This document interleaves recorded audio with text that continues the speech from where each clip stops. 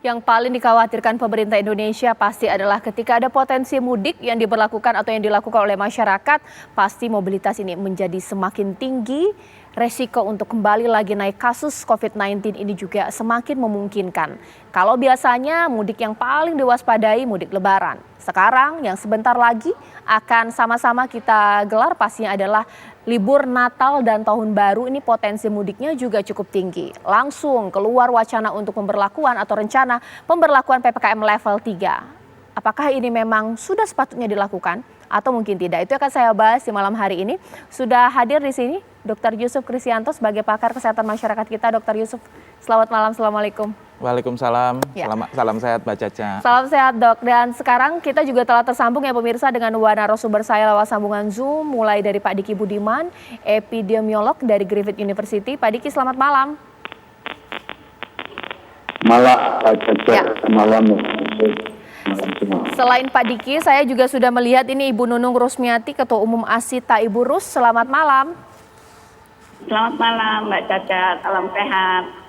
Ya, nanti saya juga akan berbincang dengan kepala daerah, diantaranya adalah Pak Ganjar Pranowo, Gubernur Jawa Tengah. Tapi mungkin sebelumnya saya mau dengar dulu nih, suara-suara dari Asita ini seperti apa. Karena kalau sebelumnya sempat begitu bahagia pastinya dengan adanya penurunan level PPKM, ada pelonggaran, dunia usaha dan pariwisata ini punya harapan. Tiba-tiba keluar lagi aturan mau level 3 ini. Bagaimana Ibu Rus? Aduh, terima kasih Mbak Caca. Betul sekali, sebetulnya kemarin sekali sudah ada harapan dan angin segar.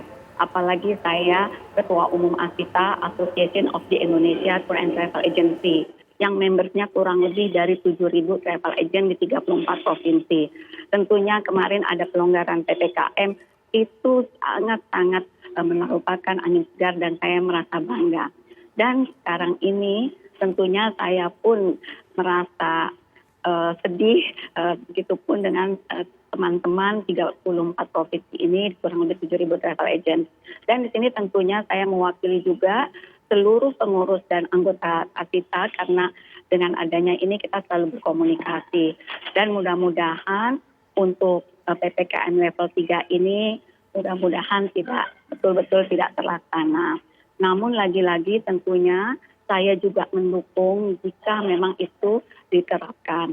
Karena apapun saya tahu pemerintah, khususnya Pak Jokowi yang kita banggakan, dan seluruh kementerian dan juga kepada Pak Sandi, Menteri Pariwisata dan Ekonomi Kreatif yang sudah bekerja terus, mudah-mudahan tetap kalau memang itu ditetapkan kita juga mendukung. Namun lagi-lagi mudah-mudahan penerapan ini benar-benar tidak tutup. Namun kita tentunya di sini ada Pak Ganjar, kita sudah tahu bagaimana seluruh gubernur, wakil gubernur, bupati, kemudian juga sekarang ini saya ada di Surabaya, kemarin malam saya ketemu wakil gubernur, dan saya kemarin juga sebelumnya ke Bali ketemu gubernur, di Batam ketemu gubernur, di Lombok juga ketemu gubernur, dan kita berdiskusi. Intinya semua dari mulai gubernur sampai dinas pariwisata itu siap. Karena apalagi untuk khususnya pariwisata, betul-betul kita sudah mengikuti prokes dan betul-betul menyiapkan hasil untuk setelah pasca COVID. Bu Rus, sebenarnya kalau dari Asita sendiri, apakah sudah yakin betul ketika benar-benar nanti diterapkan PPKM level 3, minat masyarakat untuk bepergian atau berwisata sudah pasti akan turun, begitu ya Bu ya? Iya. Tentunya yang Mbak Caca saya bilang, karena dalam 2 tahun ini, hampir 2 tahun, kita betul-betul menyiapkan pasca COVID. Tentunya kita bisa tahu untuk pariwisata ini yang sangat terdampak. Dan pada saat itu hampir 90% anggota saya tidak ada aktiviti. Justru saya memberi semangat sebagai ketua umum. Lagi-lagi, jadi kita betul-betul menyiapkan prokes. Dan untuk menyiapkan pasca COVID yang Presiden bilang, kita tancap gas, injak rem. Dan ini betul-betul kita sudah menyiapkan prokes. Dan itu kita buat dengan Kementerian Pariwisata, gugus tugas, DPR semua. Itu tidak bikin kita sendiri. Karena lagi-lagi Asita lah yang betul-betul menjadikan pariwisata ini maju, Mbak Caca. Pak Diki, kalaulah dalam kajian Pak Diki yang lakukan, kebijakan yang dilakukan negara-negara lain dalam menyikapi gas rem atau mungkin diperketat, diperlonggar kebijakan PPKM-nya berdasarkan kenaikan kasus atau berdasarkan ada event? Kalau ini kan sebentar lagi libur Natal dan Tahun Baru, makanya mau diperketat. Wajar nggak kebijakan seperti itu?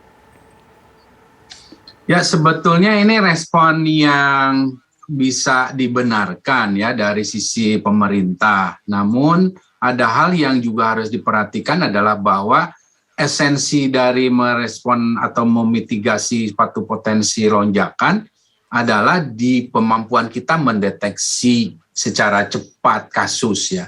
Saat ini kan ada peningkatan ya di beberapa kabupaten kota. Nah itu tuh dengan 3T-nya yang kuat harus dilakukan. Dan tadi bukan hanya pada masalah bahwa di periode tertentu dilakukan pelarangan-pelarangan. Karena pelarangan ini kan sifatnya temporary atau sementara, sedangkan potensi pergerakan kan bisa banyak. Dan pelarangan kalau dilakukan juga terus-menerus kan juga akan merugikan organisasinya seperti Bu Nunung dan teman-teman gitu. Jadi sebetulnya pemerintah sudah dalam track atau sudah on track, sudah benar dengan PPKM bertingkat ini, yaitu dengan bahwa masalahnya gini Mbak Caca, ada daerah misalnya katakanlah Bali berupaya supaya bisa jadi level 1 supaya dia bisa menikmati kebebasan itu kan maksudnya sektor-sektornya, tapi dengan risiko yang kecil. Nah itu sebetulnya manfaat dari target-target PPKM ini. Dan ketika ini misalnya dirubah dengan semuanya jadi PPKM level 3, nah ini tentu ada plus minus sebetulnya. Ya. Kalau saya dari sisi saya sendiri, dari sisi epidemiologi, ya tentu saya akan dukung banget. Tapi dalam strategi ini tentu kita harus melihat juga aspek dari sektor lain, kan ini udah tahun kedua ya. Nah yang harus dilihat adalah sebetulnya bagaimana kita meningkatkan cakupan vaksinasinya, bagaimana memperkuat 3T-nya. Karena kalau ini selesai, kan what next-nya kan harus siap. Nah, karena ini kan aktivitasnya bisa bahkan terjadi setelah masa di mana durasinya ini kan sampai 2 atau 3 Januari ya. Nah, setelahnya terus ada, kemudian kita nggak menyiapkan fondasinya untuk memitigasi, kan tetap akan terjadi potensi ledakan. Nah, ini yang harus difahaminya ya, bahwa dalam konteks periode tertentu ada pengurangan potensi kerumunan keramaian, itu saya kira sudah benar yang dilakukan pemerintah. Tapi saya tadi mendengar apa yang disampaikan Pak Menko itu sebetulnya sudah benar, bahwa bukan berarti, saya mendukungnya itu bukan berarti PPKM level 3, tapi ada satu upaya pembatasan-pembatasan yang serupa di level 3 pada beberapa kegiatan. Tapi beberapa aktivitas di daerah yang sebetulnya cakupan vaksinasinya udah lebih dari 80% misalnya, itu sebetulnya sudah relatif aman gitu. Tapi ya apalagi kalau ini dibatasi pintu masuknya dalam artian lebih ketat, ya tentu akan jadi lebih aman. Ya. Maksud saya ini akan ada juga tetap kompensasi atau kelonggaran bagi aspek-aspek seperti sektor tempat Bu Nunung gitu Mbak Coy. Baik, nanti sesaat lagi saya tanya kepada Dr. Yusuf, kalaulah dikatakan oleh Pak Diki, apa jangan-jangan maksudnya pemerintah adalah ya level 1 tapi pemberlakuan level 3. Saya malah mikirnya ini jangan-jangan masyarakat jadi tambah bingung, mengingat kalau setiap acuan itu kan ada aturan yang mengikat, level 1, 2, dan 3. Nanti dibahas sesaat lagi, kita saksikan kabar terkini berikut ini.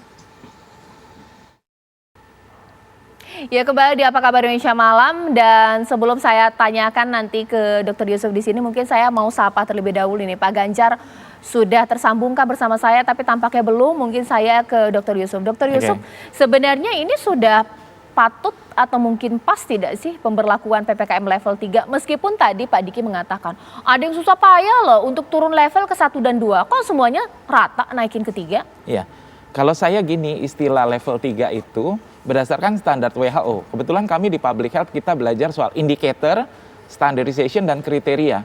Jadi ada kriteria level 3. Misalkan kasus meningkat, jumlah orang masuk ke rumah sakit banyak, dan yang meninggal juga banyak. Ya, di sini standarnya 2-5 kasus per 100.000. Nah, kalau itu memang terjadi, maka itu disebut level 3. Nah, kebijakan yang tadi disebutkan, saya sangat setuju. Pengetatan yang sangat ketat di akhir tahun menjelang Natal dan Tahun Baru. Tapi istilah level 3 mungkin agak kaget ya, karena itu agak rancu. Jadi sebaiknya mungkin pemerintah menyebutnya adalah silakan menyebut level 1 atau level 2 dengan kewaspadaan level 3. Nah itu jauh lebih aman. Iya, itu masih lebih masuk akal. Betul, ya mungkin. iya. Sekarang jadi menenangkan rakyat. Baik, supaya nggak panik terlebih dahulu ini. Mungkin sekarang saya mau sapa kembali nih Pak Ganjar, apakah sudah bisa mendengar suara saya dengan jelas? Oh sudah terlihat. Pak Ganjar, Pak Gubernur, selamat malam. Assalamualaikum. Waalaikumsalam, Mbak. Ya, Pak Ganjar, tadi kita sempat bincang-bincang sejenak dan ada statement dari Pak Diki yang menarik untuk saya tanyakan. Dengan adanya pemberlakuan PPKM level 3 dari pemerintah pusat, sudah pasti gubernur sudah harus melaksanakannya. Tapi ada perkataan dari Pak Diki, kan ada banyak daerah yang susah payah untuk dapat turun level ke 1 dan 2, atau mungkin 1 di Jawa Tengah juga banyak ya. Tapi kalau nanti tanggal 24 semuanya sama ini level 3. Bagaimana Pak Ganjar? Ya, saya Mbak Caca menangkapnya berbeda. Pesan yang disampaikan oleh Pak Menko PMK yang nanti akan diturunkan dalam bentuk surat edaran Mendagri, saya menangkapnya begini. Rasa-rasanya kekhawatiran kita akan munculnya gelombang ketiga coba diantisipasi. Yang pertama adalah kalau diserahkan kepada leveling real hari ini di daerah, wah rata-rata itu bagus. Banyak yang level 1 ya, level 2, rata-rata ada di situ. Itu apa artinya? Kegiatannya pasti akan ramai sekali. Jadi masyarakat akan merasa itu bebas. Maka saya memaknainya bahwa meningkatkan pada level 3 itu untuk kewaspadaan. Sebab kalau tadi disampaikan umpama, ya ini level 1, tapi ketentuannya level 3 dilanggar nanti. Itu yang terjadi dari kondisi psikologis dan kondisi sosiologis yang ada di masyarakat. Begitu, Mbak. Oke, baik. Tapi sampai sekarang belum merumuskan aturan-aturan di Jawa Tengah ya Pak ya? Masih nunggu surat dari Kemendagri, begitu ya Pak ya? Kalau kami di Jawa Tengah, senarionya kemarin itu tidak berpikir pada kemungkinan adanya kebijakan menaikkan level. Saya tidak berpikir, saya justru berpikirnya bagaimana mengantisipasi kondisi pada saat itu. Maka kita sudah siap-siap bagaimana pengaturan lalu lintas, bagaimana pengaturan tempat-tempat keramaian. Kami berkomunikasi dengan tokoh agama, wabil khusus dari Katolik Kristen, ada pendeta, ada romo, komunikasi dengan kami, bagaimana mengatur agar aman, sambil ya tentu saja selebihnya menghimbau kesadaran agar kita bisa melaksanakan kegiatan, baik itu libur Natal maupun Tahun Baru, di wilayah masing-masing. Jadi artinya ya nggak usah mudik lah begitu ya. Ini yang bisa kita himbau. Tapi kalau himbauan biasanya kan dilanggar ya. Ya nanti mungkin saya juga tanya mengenai aturan ASN tidak boleh cuti dan juga mudik ya di Nataru kali ini. Nanti Pak Ganjar dijawab dulu. Bahkan saya juga nanti akan nanya ke Asita, Ibu Rus. Karena kekhawatirannya kalau benar level 3 nanti diberlakukan, antigen cukup atau harus PCR. Kalau PCR mau keluar kota, mikir-mikir dulu. Kalau sekeluarga langsung turun ini kemudian minat untuk berwisata. Sesaat lagi dia. Apa kabar Indonesia Malam?